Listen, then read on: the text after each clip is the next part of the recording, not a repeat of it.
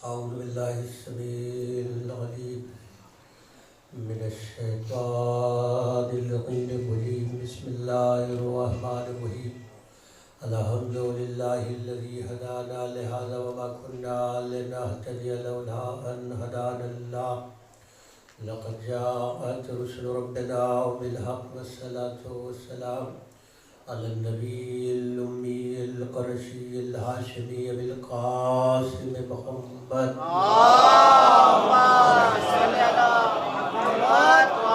الذين أذهب الله عنهم الرجس وطهرهم تطهيرا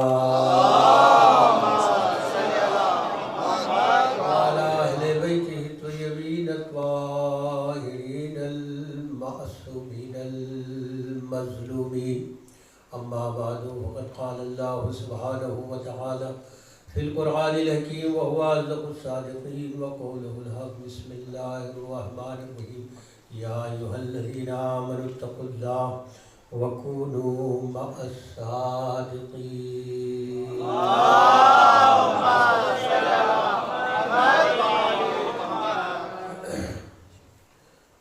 عزیزان ایمان، چونکہ مجلس شہادت امام سے متعلق ہے اور چونکہ گزشتہ تاریخ جو گزری ہے 3 رجب آپ کی شہادت کی تاریخ تھی، تو مناسب یہی تھا کہ آنے والے شب جمعہ اور جمعے میں امام کی شہادت کی مجلس رکھی جاتی، چونکہ آپ کو ویسے بھی معلوم ہے کہ رجب المرجب عبادتوں کے لحاظ سے اور معصومین کے آمد کے لحاظ سے ایک ایسا مبارک مہینہ ہے جس کے لیے کہا جا سکتا ہے کہ اللہ تعالیٰ، اور دعا یہی کی جا سکتی ہے کہ اللہ تعالیٰ ہر مومن اور ہر مومنہ کو توفیق کرامت فرمائے کہ مرجب کے اعمال سے زیادہ مستفید ہو۔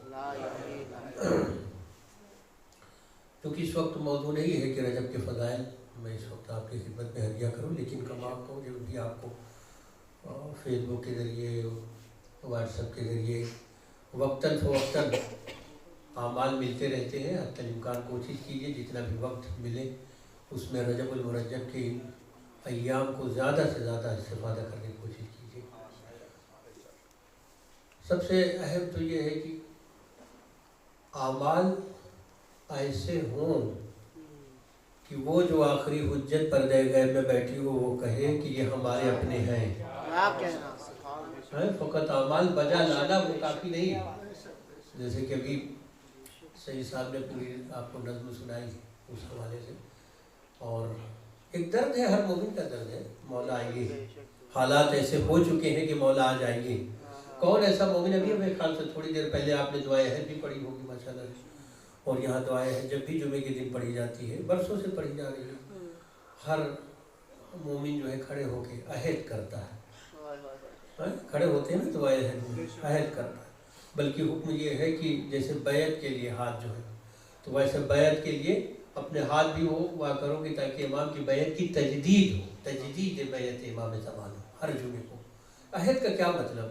عہد یہی ہے کہ اگر شاید ہفتے میں آپ کو ہو سکتا ہے مشاغل دنیا میں یہ یاد نہ رہے، لیکن کم از کم جمعے کے دن جو ان کا دن مخصوص ہے یہ یاد آئے کہ ہم کسی کی بیعت میں ہیں، ہمارے اپنا کوئی وجود نہیں ہے، نہ ہماری اپنی کوئی مرضی ہے، ہم کسی کی بیعت کے تحت ہیں، ان کی جو مرضی ہے وہی ہماری مرضی ہے۔ جس دن ہم یہ سمجھ لیں کہ ہماری مرضی کا کوئی مطلب نہیں ہوتا، اکثر ہم بول جاتے ہیں، ظاہر ہے کہ یہ سب ساری چیزیں ہیں، یہ انسانی کمزوری کا خاصہ ہے کہ بول جاتے ہیں کہ بھئی ہماری مرضی ہے، ہم چاہیں تو ایسا کریں نہ کریں۔ ارے آپ کی کیا مرضی ہے اور آپ کی مرضی کی کیا حقیقت ہے؟ ہم کسی کی مرضی کے تابع ہیں، نہ کہ ہماری اپنی کوئی مرضی۔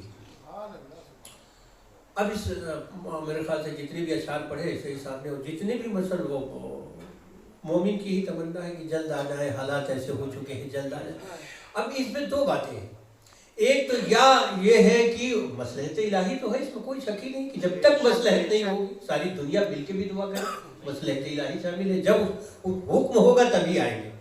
لیکن ہمارے بھی بلانے کا کیا واقعی وہی انداز ہے جیسا وہ چاہتے ہیں کہ ہمیں بلایا جائے؟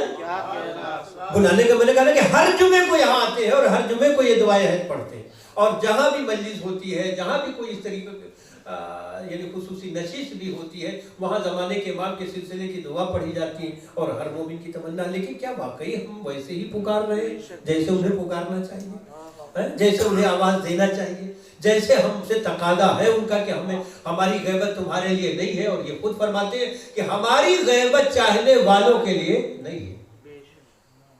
ہمارا وجود ان کو ویسے ہی فائدہ دے رہا ہے جیسے بادلوں کی اوٹ میں چھپا ہوا سورج. جب بادلوں کی اوٹ میں چھپا ہوا سورج رہتا ہے تو کیا سورج نہیں ہوتا؟ سورج ہوتا ہے، یہ اور بات ہے کہ بادلوں کی وجہ سے ہمیں دکھائی نہیں دیتا. ویسے ہی فرماتے ہیں کہ ہمارے چاہنے والوں کے لیے ہماری غیبت نہیں ہے. اگر وہ سوچ رہے ہو کہ ہماری نگاہیں ان کو نہیں دیکھ رہی، نہیں، ہم نہیں دیکھ رہے، وہ ہمیں دیکھ رہے ہیں، وہ ہمیں دیکھ رہے. تو کیا واقعی ہمارا انداز وہی ہے پکارنے کا کہ جیسا وہ چاہتے ہیں؟ میں ایک چھوٹا سا واقعہ پڑھ کے میں اپنے ظاہر کے موضوع کی طرف منتقل ہو جاؤں گا، چونکہ نظم ایسی پڑھی ہے کہ اس وقت اپنے جوانوں کو متوجہ کرنا بھی ضروری ہے کہ واقعی کیا ہم بلا رہے ہیں ان کو ویسے ہی جیسے بلانا چاہیے. بحرین میں ایک واقعہ ہوا، اور نام سنا ہوگا، ایک عالم دین تھے شیخ عیسیٰ. شیخ عیسیٰ بحرینی، بہت مشہور نام ہے، جلیل القدر آدمی. کہتے وہ یہ وہ زمانہ تھا کہ جب وہاں پہ برٹش حکومت تھی، انگریزوں کی حکومت تھی. ایک دن کسی شعبدے باز نے، اب اسے شعبدے بازی ہم کہتے ہیں کیونکہ مذہب جو ہے حقائق پہ چلتا ہے، شعبدے بازی پہ نہیں. مذہب حقیقتوں سے ثابت ہوتا ہے، کسی کی شعبدے بازی سے ثابت نہیں ہوتا. اس نے لا کے حاکم کو پیش کیا کہ صاحب یہ انار ہے، اور اس انار پہ دیکھیے نام لکھے ہوئے ہیں ہمارے. باقی آپ جانتے ہیں کہ کیا نام لکھے تھے وہ؟ کوئی ضروری نہیں ہے کہ ہر نام یہاں سے جائے. منہ کا ذائقہ بھی بگاڑ دیتے ہیں. صلوات بھیجے محمد علیہ.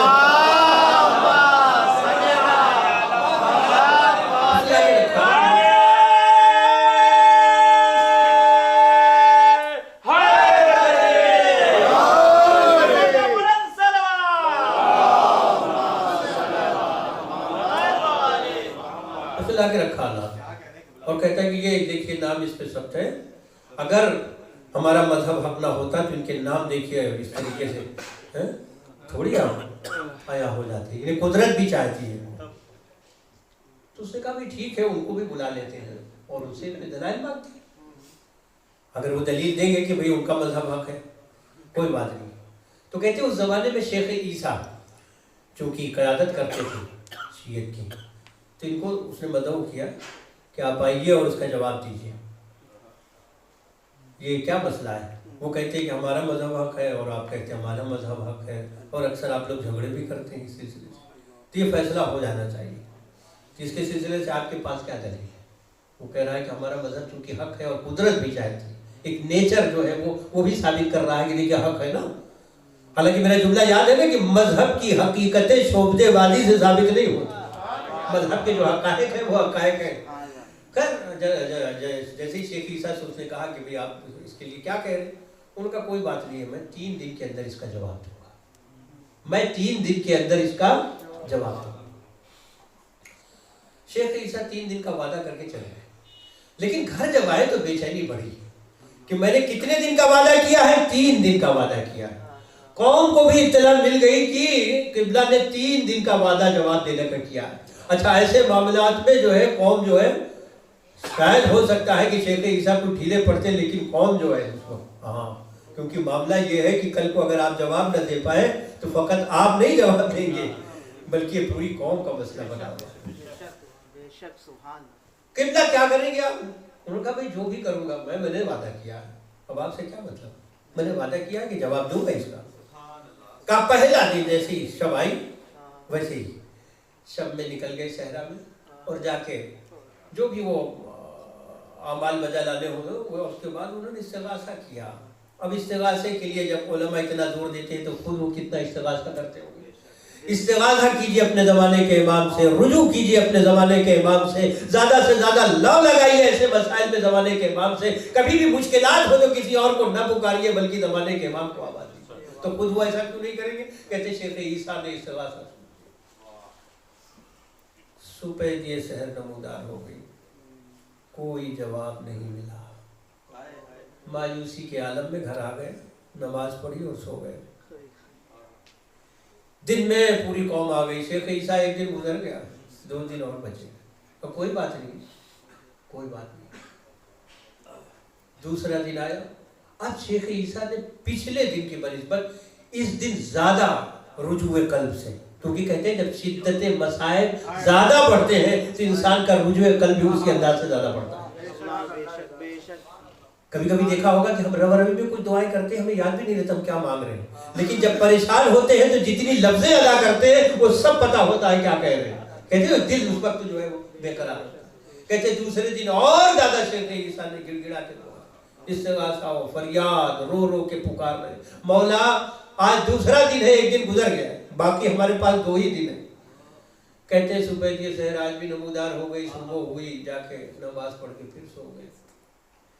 تیسرا دن آیا، آخری دن، اب آپ دیکھیے کیا کیفیت ہوئی ہوگی شیخ عیسیٰ کی۔ اب تو آج تیسرا دن ہے، اگر آج بھی جواب نہ ملا، اسی لیے کہتے ہیں کہ زمانے کے امام کو پکارنے میں، ان سے استغاثہ کرنے میں، ان سے فریاد کرنے میں کبھی بھی دل مایوس نہیں ہونا چاہیے۔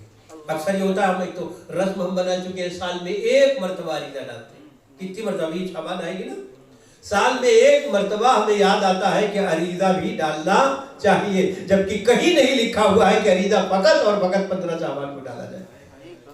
اگر کسی کے پاس ہوئے ایسی کوئی روایت تو مجھے دکھائے کہ 15 شعبان مخصوص ہے، اس کے بعد سال بھر اپنے زمانے کے امام کو آپ کو یاد نہیں کرنا، بلکہ حکم یہ ہے کہ جب بھی آپ مشکل میں گرفتار ہو رجوع کریں زمانے کے امام سے۔ خیر، اب شیخ عیسیٰ تیسرا دن آیا تو اب ظاہر ہے کہ وہ تو کیفیت یہ ہوئی ہو کہ آخری دن آیا، رو رو کے برا حال ہے جناب شیخ عیسیٰ۔ گھر آ گئے، ویسی ہی کیفیت ہے کہ اب کیا ہوگا، آج تو تیسرا دن بھی گزر گیا۔ اب جب سوئے نماز کے بعد، خواب میں دیکھتے ہیں کہ جسے اس قدر تڑپ کے پکار رہا تھا وہ آیا اور کہہ رہا، شیخ عیسیٰ گھبرا گئے، پریشان ہو گئے، دل ملول ہو گیا۔ کہا مولا کیوں نہ ملول ہوتا، اور عالم خواب میں باتیں ہو رہی، آج تیسرا دن تھا، اگر آج جو وعدہ کر کے آیا تھا نہیں جاتا تو پتہ نہیں کیا حشر ہوتا۔ خفت تو پوری قوم کی ہونی تھی، اکیلے بھائی تنہا تھوڑی ہوتا۔ شیخ عیسیٰ وعدہ کتنے دن کا کیا تھا؟ جیسے ہی سوال ہوا شیخ عیسیٰ وعدہ کتنے دن کا تھا، اب اسی عالم خواب میں شیخ عیسیٰ جواب دے 3 دن کا۔ تو آج کون سا دن ہے؟ کہا تیسرا دن ہے۔ کہے شیخ عیسیٰ اگر اسی جگہ پہ ٹھہر کے تم یہ کہتے کہ میں ابھی جواب دوں گا تو دربار سے نکلتے نہیں جو جواب تمہیں عطا ہوگا۔ تو وعدہ ہی 3 دن کا، تم نے جب وعدہ ہی 3 دن کا کیا،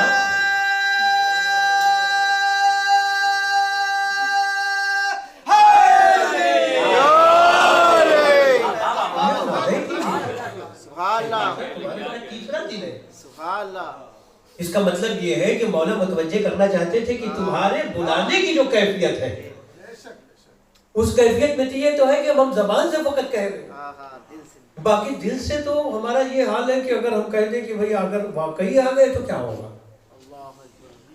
وہ کہنا کسی شاعر کا، بہت خوبصورت بات اس نے کہی کہ کیا واقعی ہم تیار ہیں اپنے گھر لے جانے کے لیے، کیا ہم تیار ہیں اپنی بزم میں انہیں بلانے کے لیے، کیا ہم تیار ہیں ان جگہوں پہ جہاں پہ ہم خصوصاً ہماری جو ہے نشستیں ہوتی ہیں وہاں بلانے کے لیے۔ یہ تو ہم فقط زبان سے ہی کہہ رہے ہیں نا، اگر زبان سے اور دل سے اتنا فاصلہ ہے تو بالکل وہی بات ہو گئی کہ مولا کہہ رہے شیخ عیسیٰ اگر تم نے ٹھہر کے وہیں پہ کہا ہوتا ابھی جواب دوں گا تو اسی وقت میں جواب دوں۔ کوئی بات نہیں، کوئی بات نہیں، جاؤ اور جا کے فلاں محلے میں اس کا گھر ہے اور گھر کے باہر ہی وہ بیٹھا ہوگا، وہ اندر جانے کی اجازت نہیں دے گا، لیکن اس سے کہنا کہ مجھے تمہارے گھر کی فلاں حجرے میں جانا ہے، تو وہ تمہیں روکے گا، لیکن تم کہنا اس سے اصرار کرنا کہ نہیں مجھے تو جانا ہی ہے وہاں۔ وہ مجھے پوچھے کہ کیوں جانا ہے، کہنا اسی کا جواب دینا ہے جو تو لے کے گیا ہے چھوڑنے والے۔ کہتے مجھے وہ ظاہر ہے کہ بالکل وہی کیفیت गए उसी मोहल्ले में, उस घर के करीब में जब गए तो देखा तो वो बाहर ही बैठा हुआ। भाई तुम्हारे घर में अंदर चल रहा है। क्यों? इस वजह से कि तुमने जाके वहां पे अपने मजहब की हक्कानियत बयान की है ना, तो उसका जवाब मुझे देना। तो मेरे घर में क्या जवाब है? तुम्हारे घर में ही तो जवाब है। क्या कह रहा है? जवाब देना है दरबार में जाओ, जवाब देना है हाकिम के पास जाओ, मेरे पास क्या है? नहीं, तुम्हारे घर में ही जवाब है। मैं तो बाद में जाऊंगा, मगर पहले घर में तुम्हारे जवाब देता हूँ। क्या जवाब है? अब उसके तो फरिश्तों को भी खबर नहीं थी कि जवाब कहीं और से आया हुआ है, इसका जवाब नहीं है। सलावत है मोहम्मद वाले बिल्कुल ईमान की बताई हुई निशानदेही के मुताबिक उसी हुजरे में जब गए तो क्या देखा कि एक साचा जो है, साचा समझते हैं, वो रखा हुआ है। कहा ये क्या चीज है? कहे कुछ नहीं, वो हमारे मतलब काम की कुछ ऐसी चीज, हम कैसे काम करते हैं उसमें जरूरत पड़ती है। कहा नहीं, कहीं और जरूरत पड़े या ना मिले, अपने मजहब की हक्कानियत को साबित करने के लिए इसी साचे की जरूरत तुम्हें पड़ी। क्या कह रहा? अनार छोटा था, उस साचे को लगा दिया उसने। जैसे जैसे अनार बड़ा हुआ, वो साचा जो है उसका दायरा फैलता गया और आखिर में वो नाम उभर गए उसमें। उसको ले जाकर वो साचा लिया। अब उसकी तो ज़ाहिर के तारीख में ये तो नहीं लिखा हुआ है कि चेहरे की रंगत का क्या आलम था। एक रंग आता था और एक रंग जाता था। इसीलिए हम फख्र के साथ कहते हैं हम मजहब हक जाफरिया को मानने वाले हैं। ऐसे शोबदेबाजी में हमारा मजहब नहीं चलेगा। सारी दुनिया जो है परेशान रहती है, हम अपनी जगह मुतमईन रहते हैं।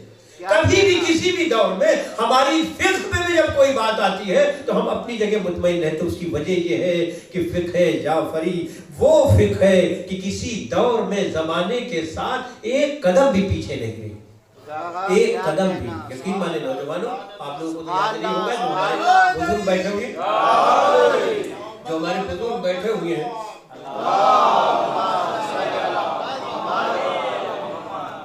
उन्हें याद होगा एक जमाना था हिंदुस्तान के अंदर, आपकी सुप्रीम कोर्ट, सुप्रीम अदलिया में ये केस चला गया था किसी के तलाक का, और ये 86 का दौर था।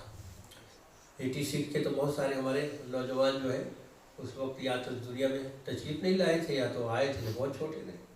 उस ज़माने की मैं बात कर रहा हूँ कि आपकी संसद में, आपकी पार्लियामेंट के अंदर इस पर बहस शुरू हुई कि ये 3 तलाक सही है या नहीं है।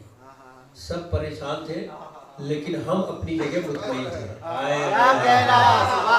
इससे ज्यादा मैं क्या कहूं? सब परेशान थे, हम अपनी जगह मुतमईन थे, क्योंकि सबके पास जितनी दलीलें भी थी कि वो दलीलें इतनी कमजोर थी कि अपने तो अपने गैर भी मानने के लिए तैयार नहीं।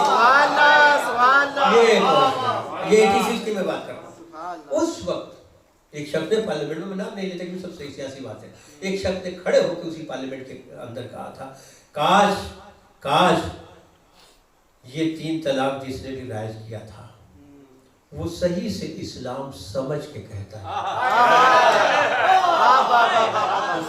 इस्लाम का नहीं पता। हम अपनी जगह मुतमईन क्यों थे? क्योंकि हम इस वजह से मुतमईन थे। दो बातें।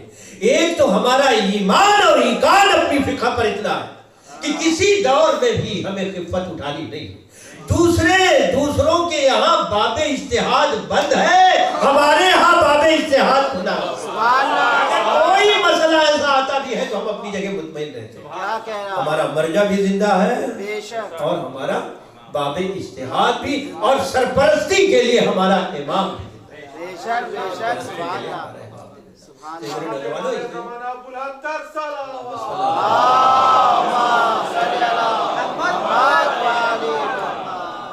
जिस इमाम के सिलसिले की मजलिस में आप तशरीफ लाए हैं, इमाम में हादी, हमारा हर इमाम हर मासूम जो है हादी है, लेकिन कुछ अलकाब ऐसे हैं कि मखसूस है किसी मासूम के साथ। मसलन हमारा हर मासूम अमीरुल मोमिनीन है ना, लेकिन ये मौलाए मुत्तकियान के लिए मखसूस है। हमारा हर इमाम सैयदुल साजिदीन है, लेकिन ये लक़ब चौथे इमाम से मखसूस है। वैसे ही हादी तो हमारा हर इमाम है, लेकिन ये लक़ब मखसूस है किससे? हमारे इस इमाम से। 14 मासूमीन में कितने अली और कितने मोहम्मद हैं? जल्दी से बताएं, जल्दी से मेरे नौजवानों, मजलिस से बहुत सुनते हैं, जरा इन सब चीज़ों पे भी हाँ, कभी गौर कर लिया करें कि वाकई क्या मसलहत है परवरदिगार। क्या कहना, सुभान अल्लाह। 14 मासूम में कितने मोहम्मद हैं? 4। और अली कितने हैं? 4। क्या अदालत है अल्लाह की। हाय हाय हाय, जितने मोहम्मद उतने ही अली, जितने मोहम्मद उतने ही अली। अच्छा, उसके बाद ये तो 8 ही तो हुए ना, बाकी 14 में एक मासूमा को निकाल दीजिए, 9 हो गए। अब और बाकी कितने? हसन 2, कितने हुसैन? 1, कितने मूसा? 1। यानी अब आप देखें कि क्या खूबसूरती के साथ अल्लाह ने इनका सिलसिला भी रखा हुआ है। इस्मत के इस घराने में, और इस अजीब है, यानी आप कभी कभी इन सब छोटी छोटी बातों पे गौर करेंगे ना तो वाकई अल्लाह के इस, जैसे कहते हैं कि आज जब बार बार ये पढ़ी जाती है, कुल्ल शैइन अहसैनाहु फी इमामिन मुबीन, हर शय का हिस्सा इमाम मुबीन में कर दिया। तो वैसे ही इनके अलकाब में भी ऐसी मसलहतें रखी हैं कि फकत हम सोचते हैं कि ऐसे ही होगा, बस ऐसे ही है ना। इसमें भी एक मसलहत है, इसमें भी एक मसलहत है। 4 अली, 4 मोहम्मद, 2 हसन, 1 मासूमा अलग हो गई है। उसके बाद इमाम मूसा 1, फकत 1, हुसैन 1, जाफर। हाय हाय, लफ्ज़ जाफर से याद आया, जिस जमाने में लोगों को नाम रखने का सलीका नहीं था, नाम कैसे, हालांकि हर बाप को अल्लाह ने यह हक दिया है और कि सबसे खूबसूरत नाम अपने बच्चे का रखे। ये राइट जो है बाप को सबसे पहला जो राइट मिला हुआ, क्या राइट मिला है? अपने बच्चे का सबसे खूबसूरत नाम रखे। उस जमाने में अरबों के यहाँ जो दस्तूर था, जो कल्चर था, जो उनकी तारीख है, नाम रखने का भी सलीका नहीं था। अब आपको उनकी तारीफ सुनाते, थोड़ी सी झलक दिखलाते। उनके यहाँ तरीका ये था कि जब बच्चा पैदा होता था तो सुबह सुबह उठते थे, तो जो चीज पहले नजर आती थी उसी पे नाम रख देते। जाता हुआ ऊंट नजर आया तो नाम जबल लग दिया, सुबह उठे पहाड़ को देखा तो नाम जबल लग दिया। सलीकों से रखता हो और ये सलीका इख्तियार करता हो तो मानना पड़ेगा कि तमाम अरब के घराने और थे, ये घराना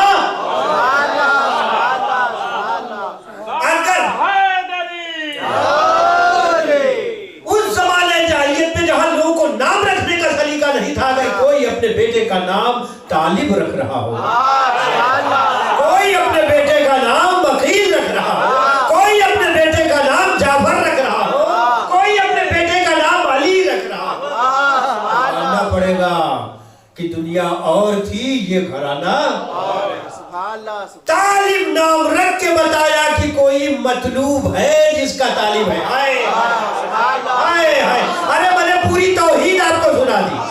इसको तौहीद नहीं कहते तो किसे कहते हैं?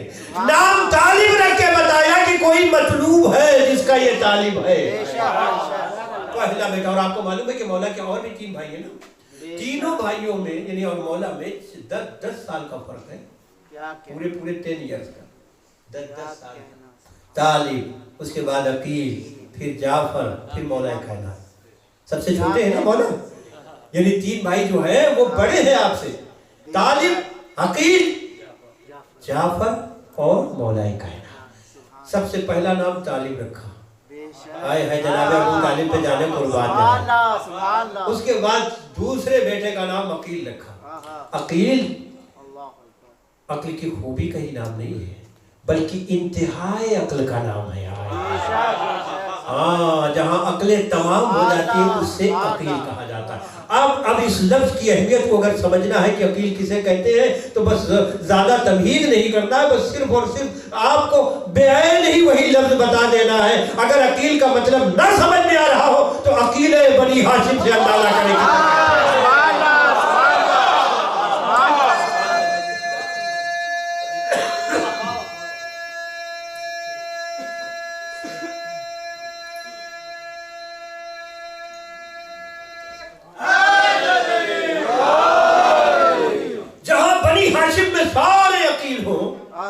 वहाँ अकील बनी हाशिम का खिताब पाला।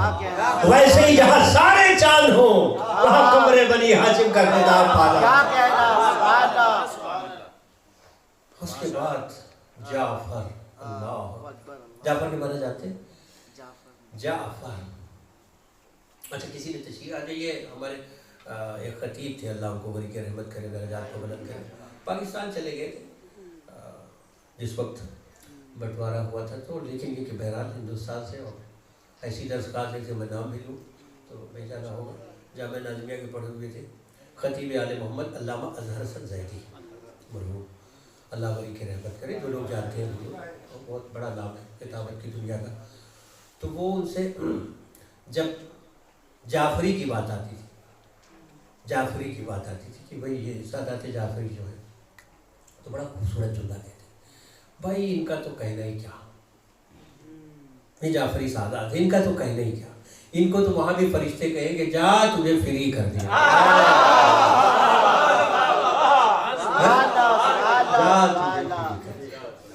लेकिन लफ्ज़ जाफर का जो मतलब होता है, हाँ आप जरा देर में समझ रहे हैं, लेकिन थोड़ा तेजी से चलिए भाई, इतना टाइम नहीं होता है, इतनी वसत नहीं होती कि आपको तमहीद बना के मैं समझाऊं। जाफर का मतलब क्या है, जाफर किसे कहते हैं? इमाम जाफर सादिक तो बहुत बात की बात है, लेकिन इससे पहले जनाब अबू तालिब ने अपने बेटे का नाम रखा है ना, मौला इमाम जाफर का बहुत बात की बात है, लेकिन इससे पहले जनाब अबू तालिब ने नाम रख दिया जाफर का मतलब। अब जाके आप देखेंगे कि जाफर किसे कहते हैं, तो उसमें तशरीह में एक बात लिखी हुई है कि जन्नत में बहने वाली एक नहर का नाम है जाफर। किसने रखा नाम?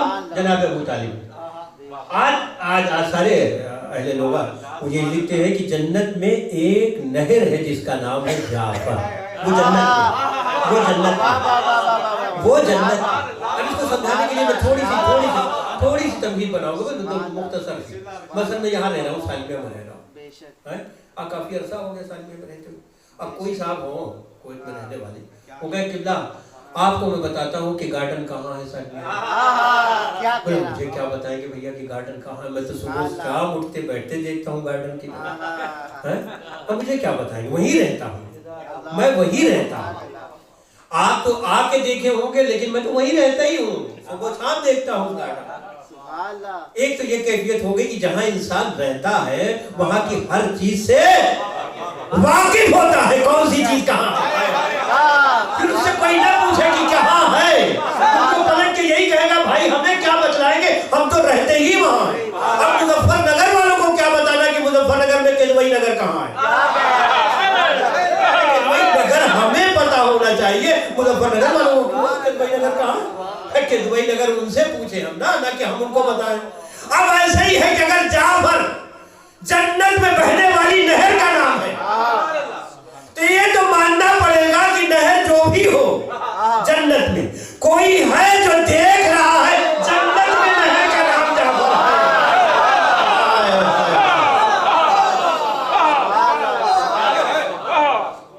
यानी अब आप देखें कि जनाब अबू तालिब के ईमान की बहस से दूर की बात है, जो लोग ईमान साबित करने पर, मैं तो इसका कायल भी नहीं। बेशक कुल्ले ईमान के बाप का भी कहीं ईमान साबित किया जाता है,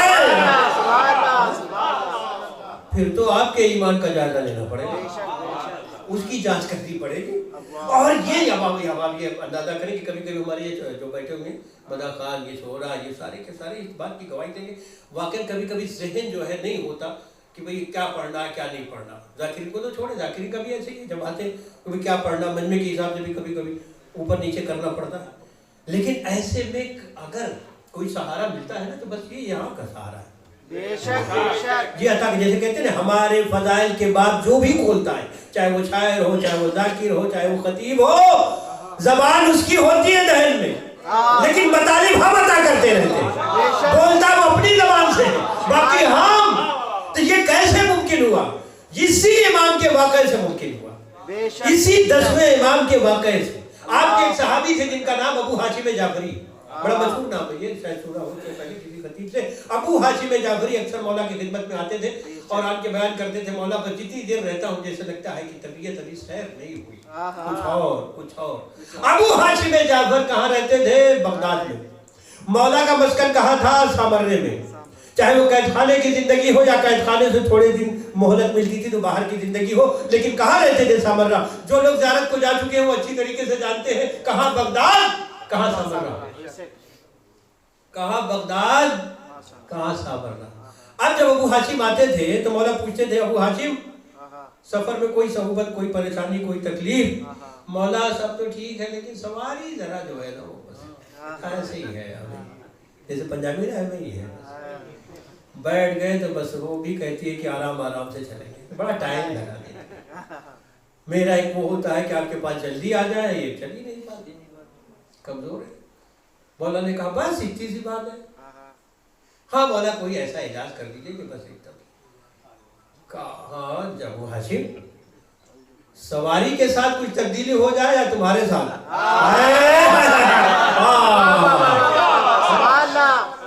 अब क्या करें, वो हाशिम की ख्वाहिश क्या है? मौला जल्दी से जल्दी आ जाए, बड़ा टाइम लगता है रास्ते में, ऐसी सवारी मिल जाए जैसे आप वहां से चलते हैं, पता नहीं कहाँ से आते हैं, माशाल्लाह से दूर दूर से आते हैं। बसों का सफर और है, टैक्सी का सफर और है, और उसके बाद सफर के बाद इतनी सोहबत के बाद आते आते दरवाजे पे ही रुक जाते हैं, पता नहीं अब कौन सी सवारी आपको चाहिए अंदर लाने के। हाँ वो भी हमें नहीं मालूम कि कौन सी सवारी में बैठ के आएंगे आप, है इतनी दूर से तो चले आते हैं, पता नहीं काहे से आते हैं, उसके बाद बाहर ठहर के फिर सवारी का इंतजार करते रहते हैं अंदर भी पहुंच। ये मेरे नौजवानों आपसे 10 बस्ता गुजारिश है, मुसलसल गुजारिश तो करता ही रहता हूँ सालों, आप देखते हैं, लेकिन फिर आपसे अपील है मेरे नौजवानों, मेरे अजीजों, ये जुमे का प्रोग्राम सिर्फ और सिर्फ आपके लिए है। मेरी इस लफ्जों में ये जो मैं कह रहा हूँ उसको महसूस करें। शब में भी प्रोग्राम यहाँ होता है, वहाँ पे जाहिर है कि ये मजमा जो है इस वक्त दिखाई दे रहा नहीं होता रात में, क्योंकि आपको तो टाइम नहीं है रात को। ये सिर्फ और सिर्फ जुमे का प्रोग्राम आपका है। जब मैं यहाँ से कहता हूँ कि आपका है तो जिम्मेदारी भी आपकी है। हाँ जिम्मेदारी उनकी नहीं, मुंतज़िमीन की, उन पे ही सब डाल दें हम कि भाई मुंतज़िमीन की जिम्मेदारी है, मुंतज़िमीन की ना, जिम्मेदारी आपकी है कि इस प्रोग्राम को कैसे चलाना है। जब आप कहते नहीं कि भाई अब जुमे के दिन ही हमें टाइम मिलता है, वैसे तो हमें टाइम मिल नहीं पाता, जुमे के दिन टाइम मिलता है, तो फिर प्रोग्राम भी तो आप ही का है ना मेरे नौजवानों, खालिसतन ये प्रोग्राम आपका है। और ये भी मैं आपको कह रहा हूँ पूरे कुवैत के अंदर इस टाइम पे कहीं प्रोग्राम नहीं होता, जुमे के दिन दोपहर को कहीं प्रोग्राम, वैसे कभी हो जाए वो अलग बात है, मुस्तकिल में बात कर रहा हूँ, वैसे कोई कहीं मजलिस हो जाए, पूरा कुवैत से कहीं भी मजलिस हो जाती है, उसकी बहस नहीं। बहस ये कि इस वक्त खास तौर से आपके लिए जो प्रोग्राम बनाया गया है दोपहर का, वो आप ही के लिए, तो जिम्मेदारी भी तो हमारी है कि इसको अच्छे से चलना चाहिए। जिम्मेदारी भी हमारी है कि कोई ऐसी बात न पैदा हो कि कल को कोई कहे कि हाँ साहब यही लोग हैं, जब आते हैं दोपहर में तो ऐसा हो जाता है। अभी पिछले जुमे में अब आप देखें कि मैं ये सारी बातें मैं क्या कहूँ, बस ऐसी इशारों में आपको कहीं तो गुजर जाऊंगा, मैंने यहीं पे खड़े होकर सारी बातें की ना आपसे, मुश्किल से मेरे ख्याल से आधे घंटे का फर्क रहा हो। जैसे मैं यहाँ पे बताया आपको कि क्यों ये प्रोग्राम रखा गया है, कैसे रखा गया है, किस लिए रखा गया है, और उसके बाद अगर कोई नाखुशगवार वाकया हो जाए तो जिम्मेदारी किसकी? इंतजामिया की जिम्मेदारी है, आपकी जिम्मेदारी है।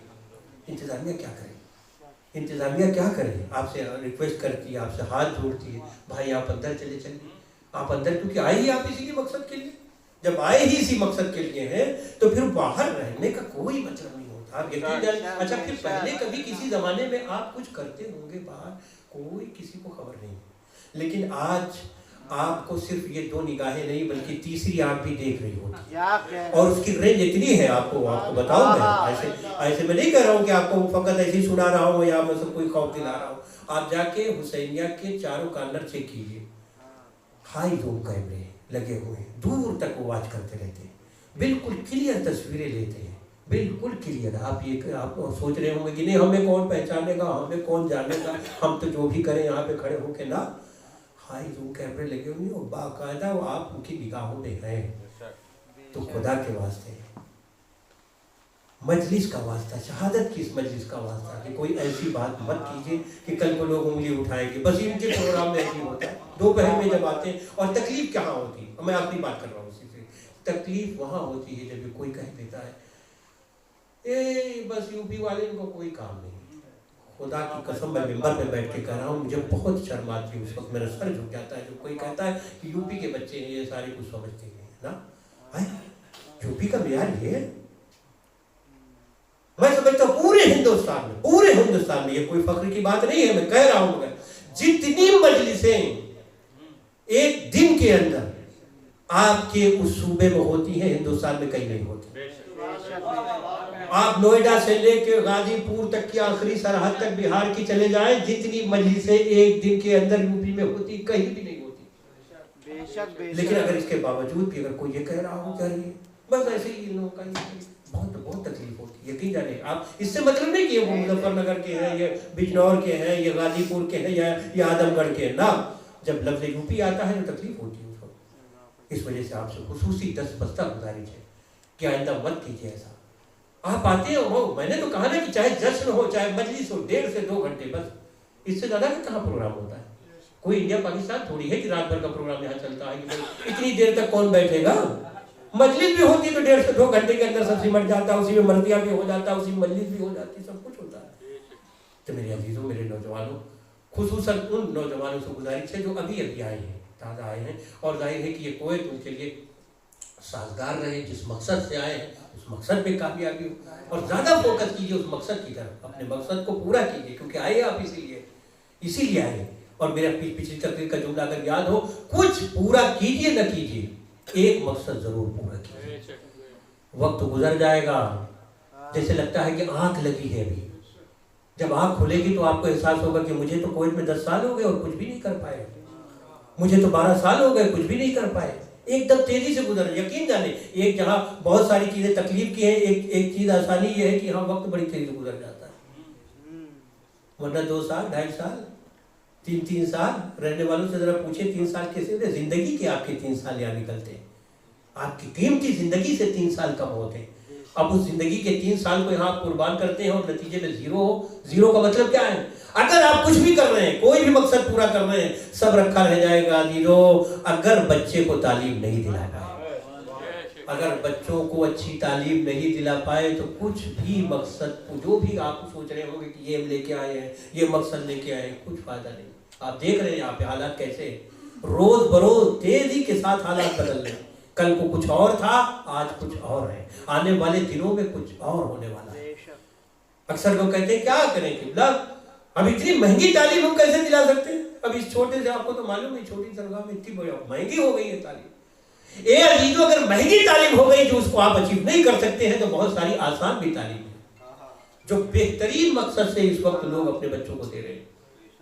मगर आप सर्च तो कीजिए, आप कोशिश तो कीजिए। ऐसा जरूरी नहीं है कि हर शख्स अपने बेटे को डॉक्टर ही बना दे, हर शख्स अपने बेटे को इंजीनियर ही बना दे। बहुत सारे ऐसे कोर्स हैं कि अगर आप जिसको जो आपके दायरे में है, जो आपके इख्तियार में है, वो तो कर ही सकते हैं। तो इस पे आप फोकस कीजिए मेरे नौजवानों। दीगर बातों में तो बस ऐसे ही मैंने कहा ना कि वक्त गुजर जाएगा। अब वो हाशिम का वाक़या मैं पढ़ दूँ, ख़त्म करूँ, क्योंकि आज कह रहे थे कि आज थोड़ा जल्दी तमाम कर दीजिएगा, क्योंकि अब वो इंतज़ामिया भी परेशान है। अब यकीन जाने कि वो उनके ऊपर भी, वो अपनी मर्जी से कुछ नहीं करते यार, कभी कभी उनके ऊपर भी दबाव रहता है। और जब हमारे मसूलीन हैं, उनको जब मालूम होता है ये वाक़यात हो रहे हैं, ये तो वो अपनी जानिब से फिर वो करते हैं। नहीं, रात को बस 11 बजे खत्म है।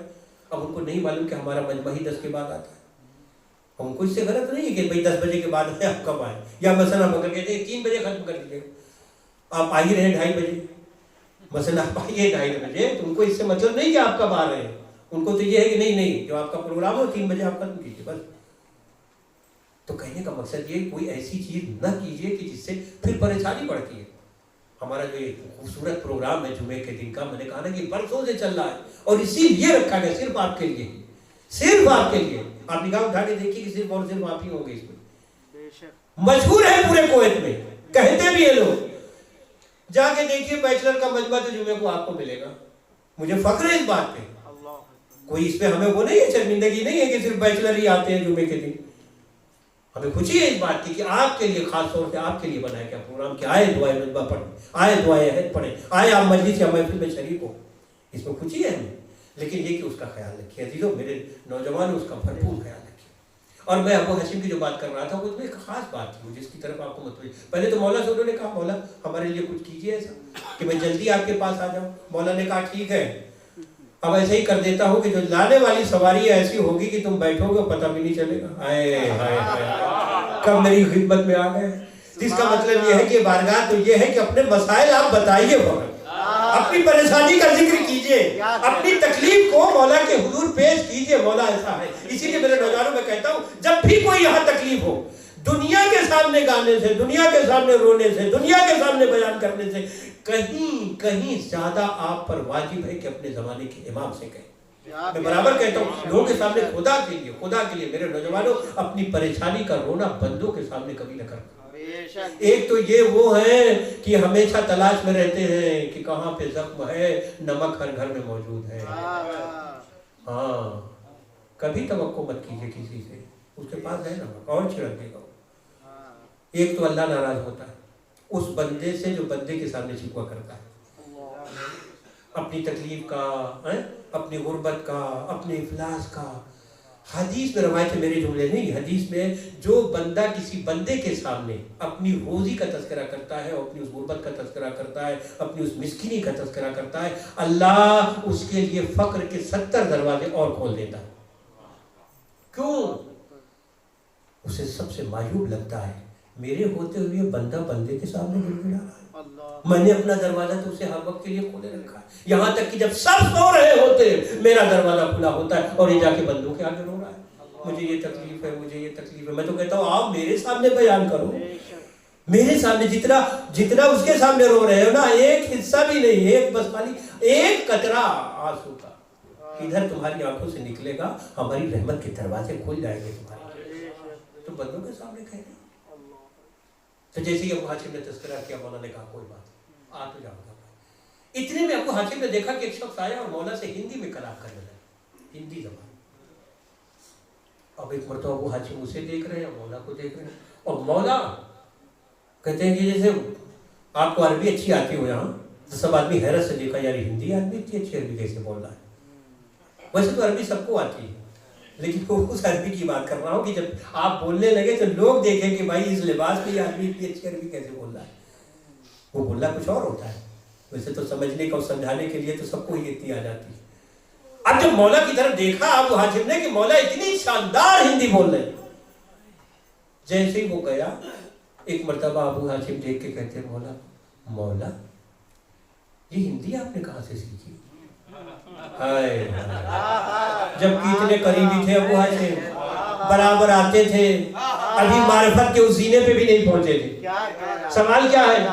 سوال یہ ہے کہ مولا یہ کہاں سیکھی؟ کہا ابو حاتم اس دنیا میں ہم کچھ سیکھنے کے لیے نہیں آتے، تمہیں ابھی اتنی بھی خبر نہیں ہے کہ دنیا میں سیکھنے کے لیے آتے۔ یہ ہو رہا ہے کہ آپ تو مدینے سے بھی کبھی باہر نہیں گئے، تو یہ ہندی آپ نے کہاں سے سیکھی؟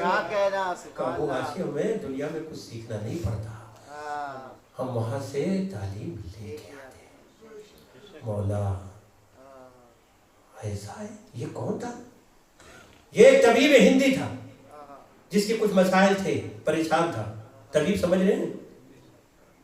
آیورویدک، ہاں یونانی طبیب تھا، ڈاکٹر جسے کہتے ہیں۔ مولا کیا پوچھنے آیا تھا؟ کچھ دوا کے سلسلے میں پوچھنے آیا تھا، پریشان تھا بیچارہ، ہندوستان سے آیا تھا۔ تو مولا کو ضرورت نہیں پڑتی تھی کہ کسی ترجمے والے کو بلائیں، یہ بیچارہ ہندی بولنے والا آ گیا ہے، اب اس کے لیے کوئی مترجم ہوگا تو میں بات کروں اس سے۔ اس لیے تو ہم دنیا کو بتاتے ہیں کہ ہمارا امام وہ ہوتا ہے کہ جو دنیا میں کچھ سیکھنے کے لیے نہیں آتا۔ ابو حاتم کا دیکھنا چاہتے ہو؟ ذرا سامنے سے کنکری اٹھاؤ، کنکری اٹھائی، لعاب دہن سے اسے تر کیا، ابو حاتم منہ میں رکھ لو، اب ادھر منہ میں رکھا ابو حاتم نے، چیخ اٹھے، کہتے مولا 70 زبانوں کا مالک ہو گیا۔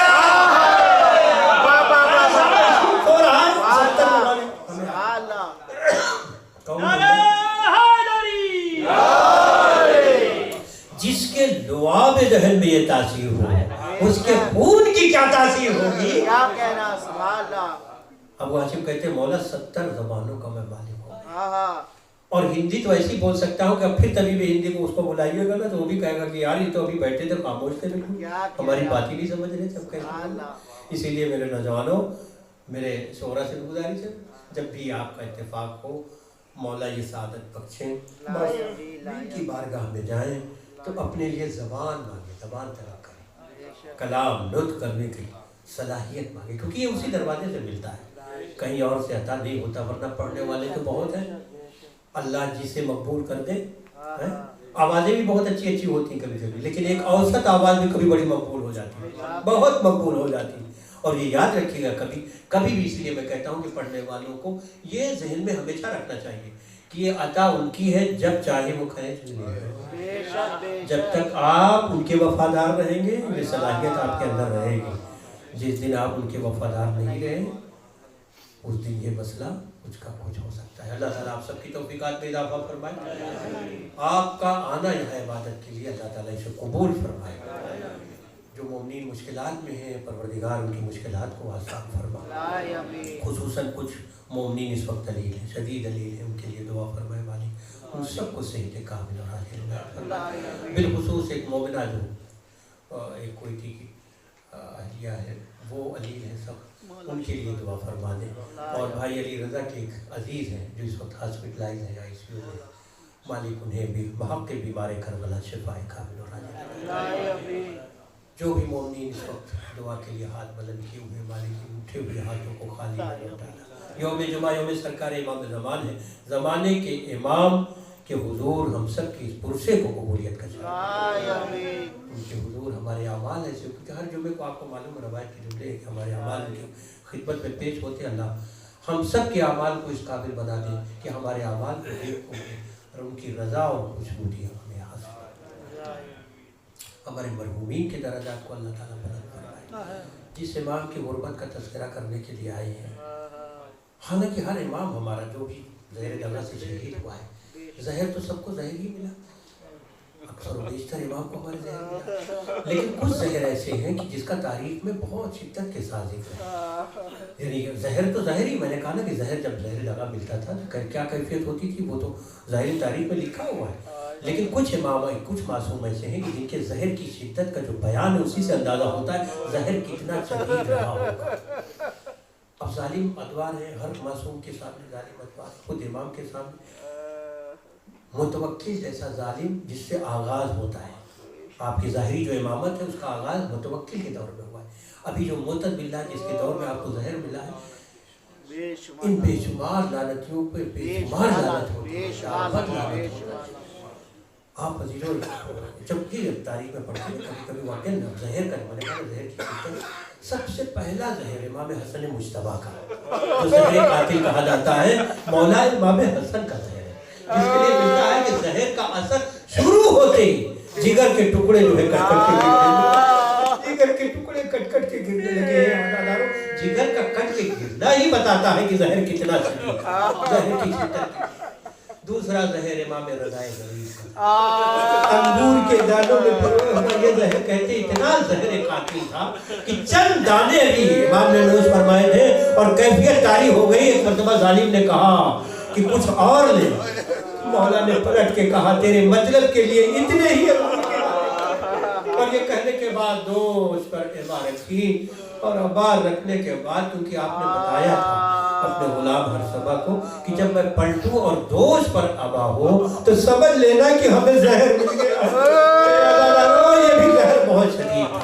तीसरा जहर इस इमाम का जहर है, इमाम अली उन-नकी का, जिसके लिए मिलता यह है कि जहर का असर शुरू हुआ था, कैफियत ये हो गई थी कि चेहरे का रंग मुतगय्यर होने लगा।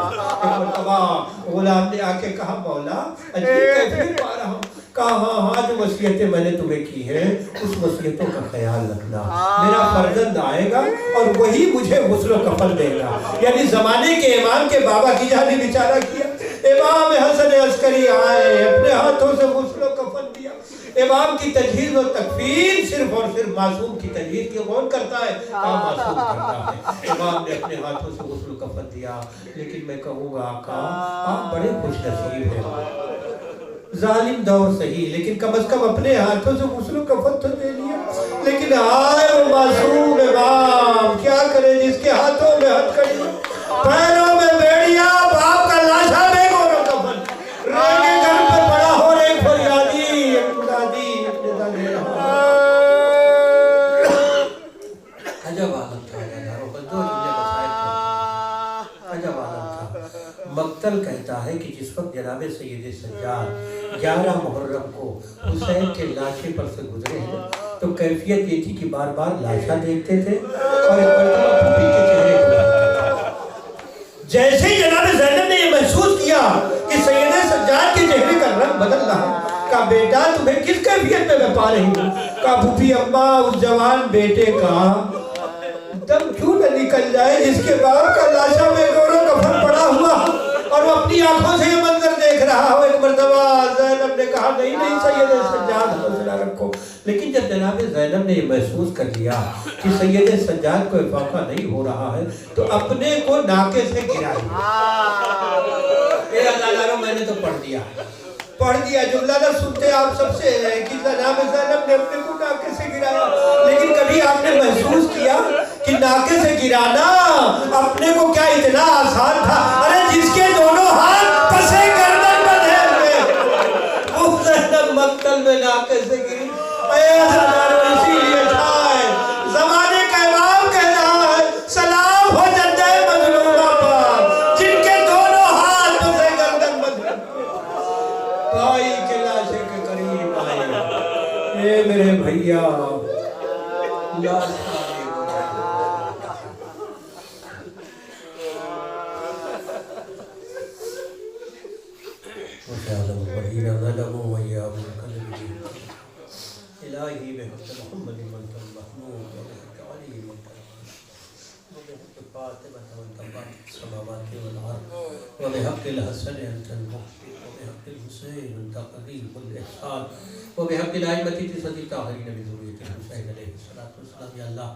हम सबकी इस इबादत को कबूल फरमा, बैठे हुए मोमिनीन की हाजात को कबूल फरमा। इसी इमाम का वास्ता मालिक जो भी परेशान हाल है उन सब की परेशानियों को दूर फरमा। हमें जो मरीज है उन सबको शिफाए कामिल वाजिल या अल्लाह। मोमिनीन मुश्किलात से दो चार है परवरदिगारा उन सब की मुश्किलात को आसान फरमा। यौम जुमा यौम सरकार इमाम ज़मान है मालिक, हमारे अमाल ऐसे हो कि ज़माने का इमाम हम सबसे राज़ी हो। सरकार के ज़ुफ़ूर में काबिल फरमा दो, हम सब सरकार के नाज़रीन में शुमार फरमा। आपसे इल्तिमास है कि एक मरतबा सूरह अल-हम्द और 3 मरतबा सूरह तौहीद की तिलावत फरमा। आप हज़रात आज के दाइयाने मजलिस